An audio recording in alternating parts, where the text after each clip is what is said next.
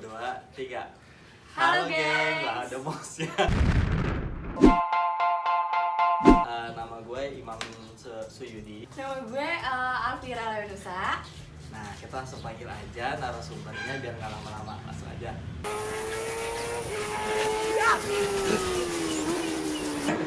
Waduh, Halo gengs. tidak biasa banget ya masuknya biasa tuh. banget ya. Gak biasa banget kan? Nih, perkenalin dulu narasumbernya dengan siapa nih?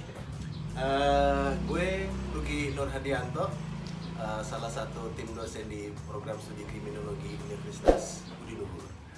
Nah, di konten Kenalpot ini kita akan ngebahas isu yang lagi viral banget. Kira-kira kalau Pak Luki punya Instagram nggak, Pak? Punya Kira-kira Bapak tahu nggak sih KK? KKY. KKY. Dulu pernah ada organisasi kejahatan namanya KKK. Mungkin ini pembarannya atau Turunannya. turunannya. Mungkin sama laknat ya. Waduh, Kita lanjut, kita belum bahas. Aduh, saya. Nah, nih di sini sekarang kalau buat sobat geng semua kira-kira kenal nggak sih atau tahu nggak sih siapa itu si KKI itu? Dan lagi ada apa sih? Lagi ada viral apa sih tentang si KKI ini sekarang? Kenapa dia sering dibahas nih di beberapa media sampai booming seperti ini? Betul. Nah, kasus yang paling viral di dunia maya soal KKI apa yang teman-teman tahu? Mungkin kayak kasus Cilok. Nah, itu kan teman-teman pasti kayak udah langsung dengar kata Cilok KKI aja udah tahu kan gimana Cilok ya, pentol. Nah, gimana reaksinya teman-teman ketika ngelihat KKI makan pentol ya kan, akhirnya jadi happening banget ya kan. Apalagi sama bukan kasus sih sebetulnya, satu karya yang baru yang dibuat oleh KKI, lagunya KKI bukan boneka. Gitu. Dan selain dari itu juga pasti kita juga tahu, mungkin Pak Luki juga tahu, Ya. ada salah satu kasus itu yang si KKI ini menganggap kalau dianya itu lagi jadi dia pacaran, dan habis itu dia merasa kalau dia itu ternyata dipergunakan untuk maksudnya buat pansos si cowoknya ini. Nah, setelah itu baru habis itu tiba-tiba karena viral di media sosial dan akhirnya netizen yang budiman ini langsung ngebully si KKI ini, Pak. Oh, oke. Ya. Berarti kalau bisa kita masuk juga bisa ke cyberbullying juga yang bisa nanti. Betul. Oke. Sebenarnya kita manggilnya siapa ya? KKI atau Keke? Ya, KKI ini sebenarnya fenomena lumrah ya di dalam dunia, terutama dunia digital saat ini. Maksudnya lumrah itu adalah akan ada masanya di mana orang-orang yang memiliki keunikan seperti KKI ini akan menempati posisi-posisi yang dia saat ini. Sebagai contoh misalnya, dulu saat kita awal-awal YouTuber Indonesia itu muncul, kita ternganga-nganga dengan fenomena Younglex saat itu ya.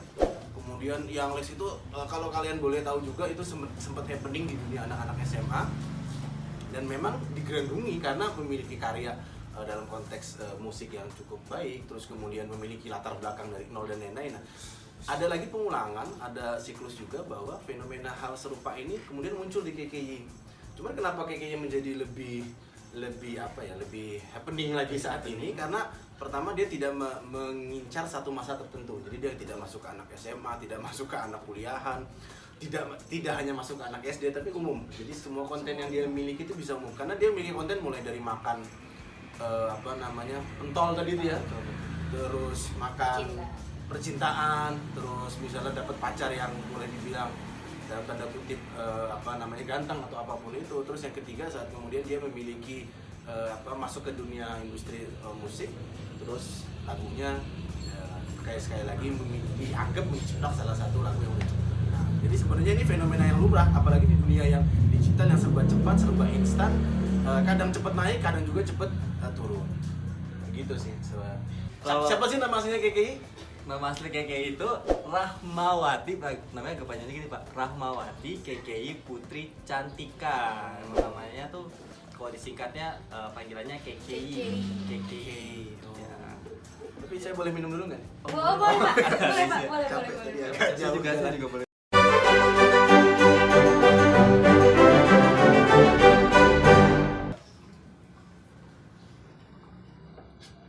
Gelasnya buat sendiri ya? Wah iya, gelasnya kayak itu sponsorship atau gimana? Keren. Jadi seperti yang dijelaskan tadi sama Pak Luki juga, gimana KKI ini akhirnya menjadi salah satu fenomena baru atau yang sebetulnya apa yang dia lakuin sebetulnya tergolong biasa aja ya Pak ya? Ya. Dia kayak dia menciptakan lagu, mungkin udah banyak juga orang-orang yang menciptakan lagu di YouTube atau seperti apa. Bahkan ada juga orang yang review-review jajanan-jajanan di SD, tapi kenapa bisa jadi KKI yang viral? Kira-kira menurut Bapak kenapa sih Pak?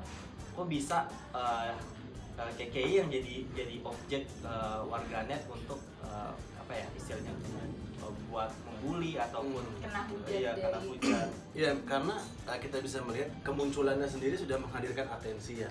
Atensi itu maksudnya perhatian dari masyarakat itu tertuju ke si KKI ini.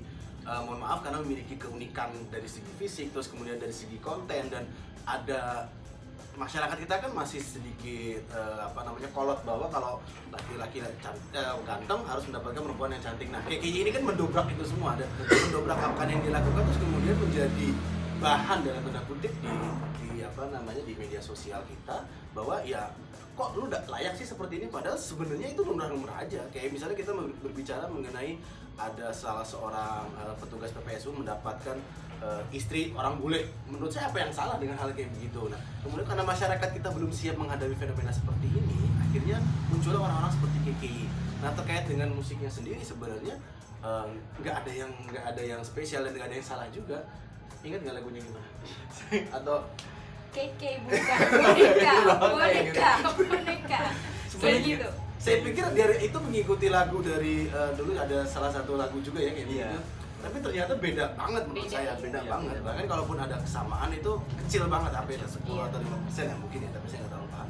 Tapi dia berhasil memanfaatkan momennya. Betul. Momennya seperti apa? Pertama, dia menganggap bahwa diri dia sebagai bukan boneka. Yang kedua, bahwa apa yang dilakukannya adalah sesuatu yang memang disukai masyarakat, karena masyarakat kita kan suka yang sensasi. Itu yang kedua. Tadi yang pertama adalah atensi, yang kedua adalah sensasi. Nah, akhirnya dia membuat sesuatu yang bersifat sensasi seperti ini. Saat misalnya dia menciptakan lagu yang biasa-biasa aja, menurut saya dia nggak akan terkenal.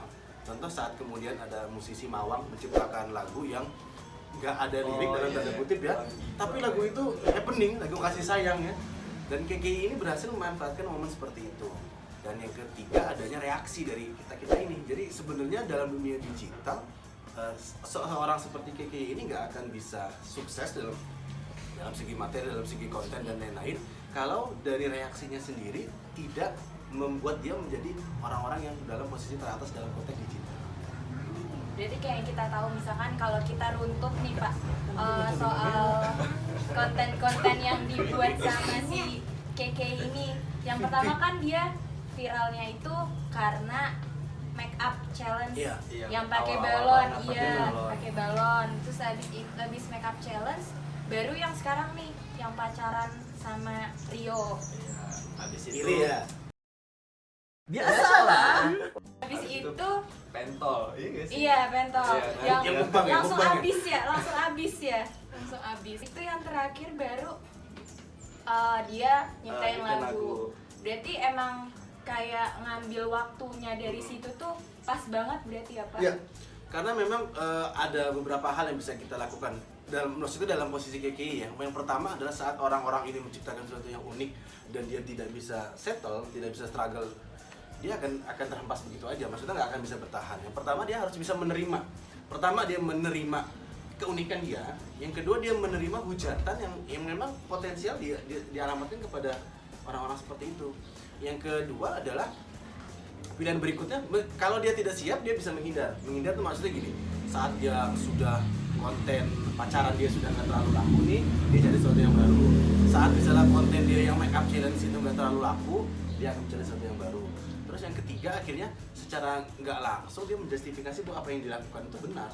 Karena tanpa kita pungkiri ya, saya juga searching juga nih si KK ini, dia berhasil menduduki peringkat 1 di YouTube ya, Iya. mengalahkan lagunya Lady Gaga Lady sama Gaga, siapa yang sama artis Korea lah. ya Oh iya, yang dance itu. dance. Terus yang keempat adalah secara nggak langsung akhirnya akan ada masa yang pro dan kontra. Jadi yang pro sama KKI, kayak ada artis-artis yang mengatakan bahwa tidak ada plagiat, tidak ada apapun di sana. Yang kedua ada yang kontra. Justru yang kontra ini, yang uniknya adalah membuat KKI semakin melambung. Yang tadinya sempat di take down ya di YouTube, Iya. akhirnya saya belum sempat download tuh, jadi mungkin saya minta. Tapi kalau nggak salah udah ada lagi deh. Ya, akhirnya muncul lagi dan Muncul itu lagi. akhirnya menggeser semua video-video yang Betul. sempat menjadi trending ya Trending. saat itu ya. Yang tadi Bapak bilang kalau dia bisa menerima hujatan itu malah jadi potensi dia untuk meroket gitu ya Pak. Iya, betul. Sebetulnya kalau misalnya misalnya saya sebagai korban atau misalnya saya sebagai KKI lah, saya menerima hujat-hujatan. Nah, apakah bisa dibilang hujatan netizen itu yang di dunia maya masuk tetap dalam kategori cyberbullying Pak? Ya, memang saat kita masuk ke dunia digital yang saat ini kita bahas ya, terutama soal Kiki itu agak bias.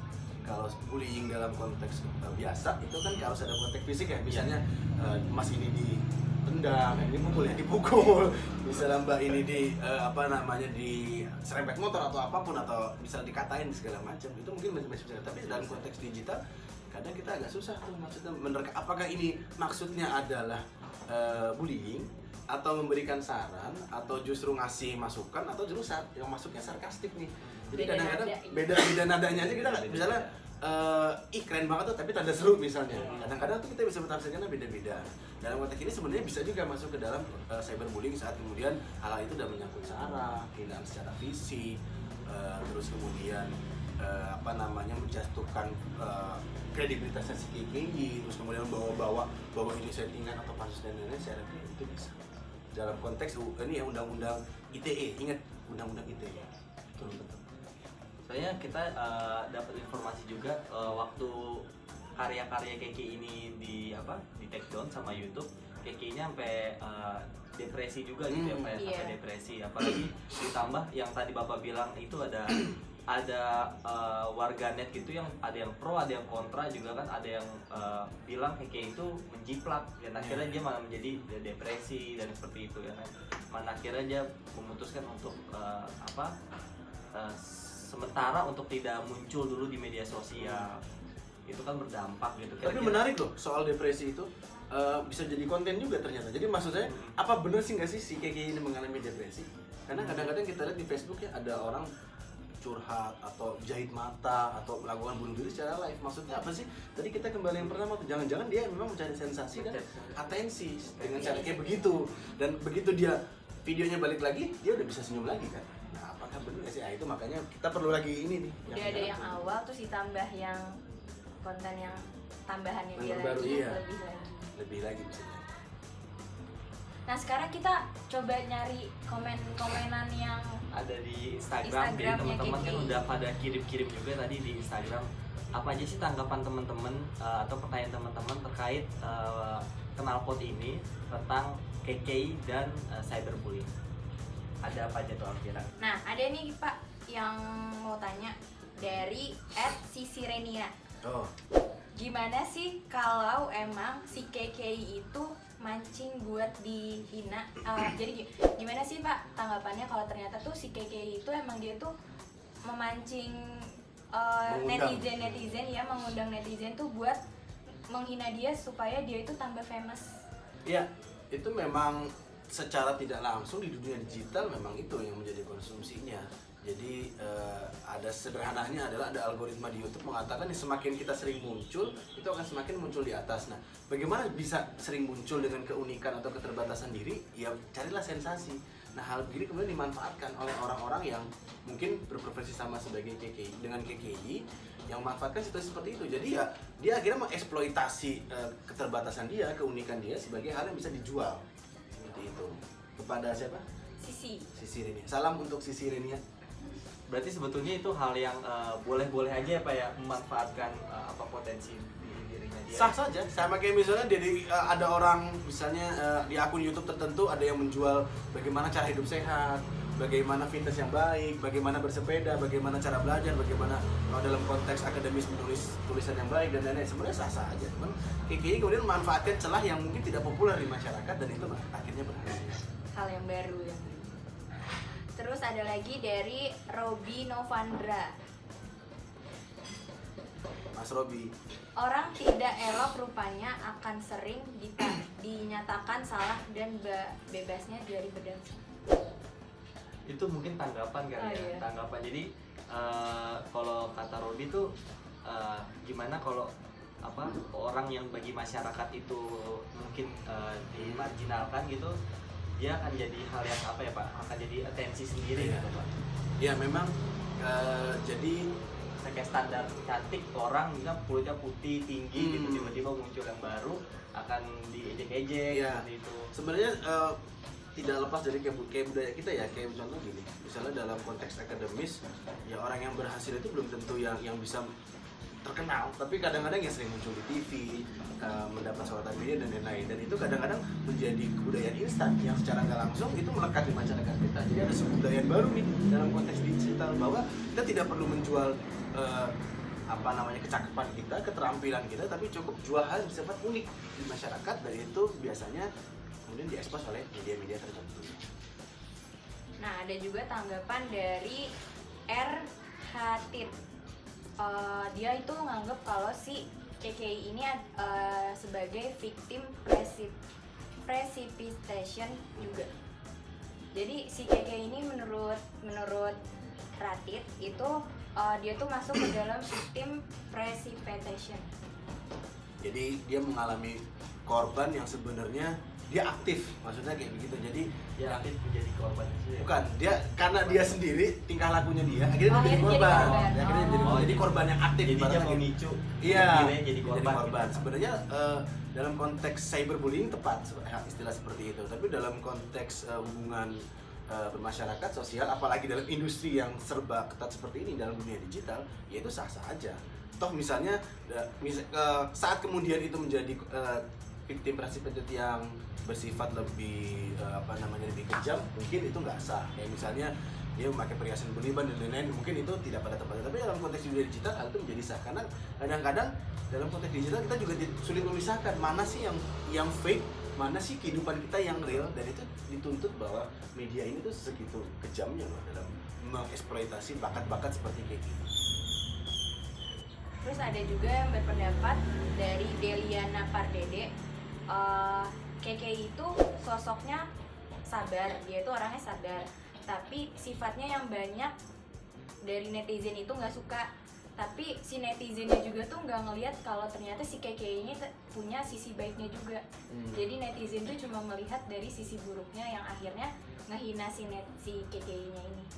Ya, Kenapa sih Pak orang bisa bisa akhirnya menjudge gitu orang itu buruk dan ya sama seperti dunia entertain ya. Ini kita masuk ke dunia entertain juga. Dalam konteks kriminologi kan kita harus menjual sisi yang memang bisa dijual tuh. Kita sebutnya sisi depan. Jadi nggak mungkin misalnya KKI menjual tentang kehidupan dia yang susah, kehidupan dia yang misalnya dari bawah, itu mungkin belum laku saat ini karena mungkin ada yang lebih susah dari dia, ada yang lebih kurang beruntung dari dia dan lain-lain. Nah, ada lagi yang kita sebut sebagai sisi belakang nih. Nah, jangan-jangan sisi belakang KKI ini yang kemudian bisa dikemas untuk laku di sebagai sisi depan. Sisi belakang misalnya di aslinya KKI ini kita nggak bisa tahu. Jangan-jangan Mas ini misalnya di depan kamera seperti ini. aslinya lebih parah. parah. Atau Mbak ini dan lain-lain. Itu kemudian mana sih yang bisa kita laku dijual, mana yang kemudian nggak laku dikonsumsi oleh media. Nah, itu yang kita kemudian dijual oleh orang-orang dengan manajemen seperti KKI. Berarti pilihan dari dirinya dia juga. Iya, karena dalam konteks digital juga ada proses bahwa akunnya itu bisa bersifat anonim kan, bisa bebas aja kita bisa nama asli saya Lucky, saya buat akun sebagai Jeffrey atau misalnya sebagai Rofi dan lain-lain, itu bisa aja.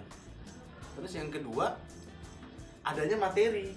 Jadi materinya itu ya si Kiki-nya ini, bahwa materinya dia adalah menjual hal-hal yang bersifat unik atau terbatas. Dan yang ketiga responnya dari masyarakat, ternyata happening. Saat ini happening, itu kemudian kan akan menempati posisi teratas terus. Nah, sebagaimana dunia entertain, kalau udah di atas, ya jangan keluar. Usaha Tetap pertahankan terus. Gimana caranya? Dia akan mencari cara-cara baru yang bersifat unik, bersifat aneh, atau apapun itu. Iya. Ada pertanyaan juga dari salah satu teman saya nih Pak, namanya Jos Kevin. Anak mana sih, Mas? Anak mana? Kuliahnya di mana sih, Mas? Anak kriminologi Budi Luhur. Oh. Nah ini dalam general strength teori, orang bisa jadi kriminal dari lingkungan negatif. Apakah itu berlaku bagi fenomena KKI, Pak? Orang bisa menjadi Kriminal karena lingkungannya negatif. ya bisa. Jadi memang lingkungan dalam konteks kriminologi itu kan berperan penting juga ya. Maksudnya dalam bentuk pribadi. Dan sebenarnya nggak unik kalau misalnya orang berbuat kriminal dari negatif, tapi justru adalah orang positif di lingkungan negatif, kok dia bisa tetap positif. Nah itu menjadi yang menarik. Begitu juga kebalikannya. KKI kemudian dalam lingkungan yang positif, kok dia masih bisa tetap meskipun KKI nggak negatif. Jadi maksudnya adalah ya lingkungan itu akhirnya membentuk bahwa akhirnya ada pakem tersendiri nih di masyarakat kita. Kalau lu mau terkenal, gimana caranya? Dia masuk TV sulit aksesnya, yang kemudian paling dekat adalah menggunakan YouTube. Atau misalnya mau kaya gimana caranya? Dalam konteks kriminologi mungkin ada cara shortcut, ya berbuat jahat, tapi dalam konteks tertentu ya kerja dan lain-lain. Dalam cyberbullying, kita sebagai orang yang menikmati konten-konten yang disuguhkan oleh para media konten creator, itu kita memiliki andil untuk menentukan apakah dia terkenal, apakah dia akan tidak terkenal, atau justru sebaliknya, apakah dia akan menjadi jahat atau dia tidak menjadi jahat. Nah, maksudnya adalah kita memiliki peran yang menurut saya cukup vital untuk dapat menentukan apa sih yang mau kita tonton, apa yang mau kita konsumsi, apa yang mau kita komentari, dan apa yang harus kita berikan respon. Sehingga orang-orang seperti KKI ini atau misalnya media konten-konten kreator ini bisa lebih menjual sesuatu yang memang bersifat positif. Bukan berarti kemudian KKI tidak positif, tapi banyak hal kemudian bisa positif yang itu bisa terekspos oleh media-media mainstream atau jangan-jangan kita. Karena dalam konteks digital kita bisa menentukan apa yang mau kita konsumsi dan yang kita tidak konsumsi. Sehingga singkatnya adalah kejahatan itu bisa kita bentuk dengan respon dari apa yang kita buat. Itulah kunci dari cyberbullying. Oke, jadi teman-teman semua jangan lupa buat like, komen, dan subscribe. Nyalain loncengnya buat setiap kali dapat notifikasi kalau kita lagi ngeluarin video-video terbaru di Criminaloid Channel. Dadah, sampai jumpa teman-teman di konten-konten selanjutnya. Terima kasih. Terima kasih. Terima kasih, Pak. Terima kasih Alvira.